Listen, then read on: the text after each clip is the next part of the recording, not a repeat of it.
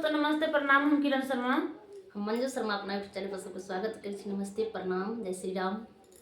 और हम दोनों दबानी जेठानी जा रहल छी नवरात्रि के बहुत से प्यारा गीत गाबा। अहाँ सब जरूर सुनब, कमेंट करके जरूर बताएब गीत केहन लागल और अहाँ सब फुल बाज करके जरूर सुनब। बहुत प्यारा गीत छै।